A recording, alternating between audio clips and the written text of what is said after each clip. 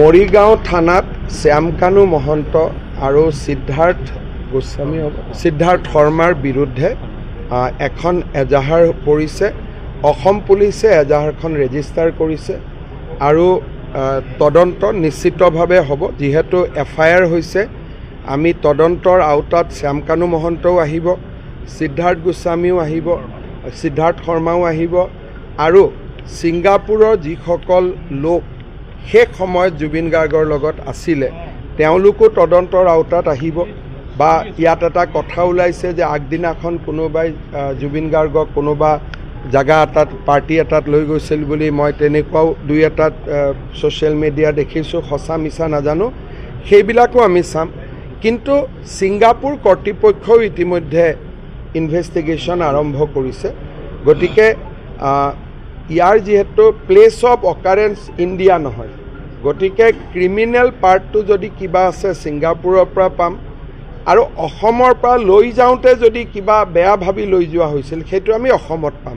গতিকে এই ক্ষেত্ৰত আমি চৰকাৰে সম্পূৰ্ণ নিৰপেক্ষভাৱে যি ধৰণে কোনোবা ৰাইজে যদি সাক্ষীও দিব খোজে, কোনোবা ৰাইজৰ হাতত যদি কিবা খবৰো আছে, আমি সকলো ব্যৱস্থা কৰি দিম যাতে গোটেই বিষয়টো সকলোৰে কাৰণে মুকলি হৈ থাকে, কোনো কথা যাতে গোপন হৈ নাথাকে।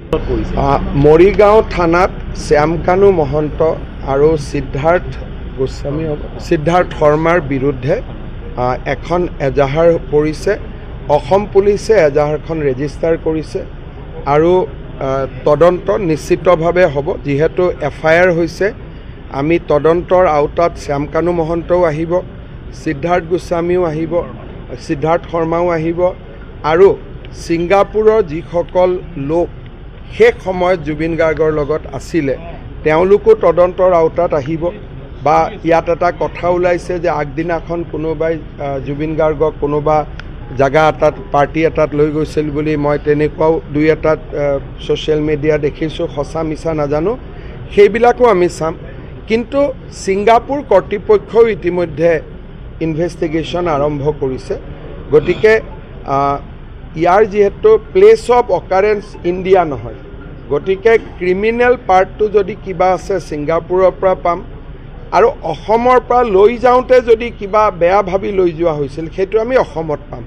গতিকে এই ক্ষেত্ৰত আমি চৰকাৰে সম্পূৰ্ণ নিৰপেক্ষভাৱে যি ধৰণে কোনোবা ৰাইজে যদি সাক্ষীও দিব খোজে, কোনোবা ৰাইজৰ হাতত যদি কিবা খবৰো আছে, আমি সকলো ব্যৱস্থা কৰি দিম যাতে গোটেই বিষয়টো সকলোৰে কাৰণে মুকলি হৈ থাকে, কোনো কথা যাতে গোপন হৈ নাথাকে।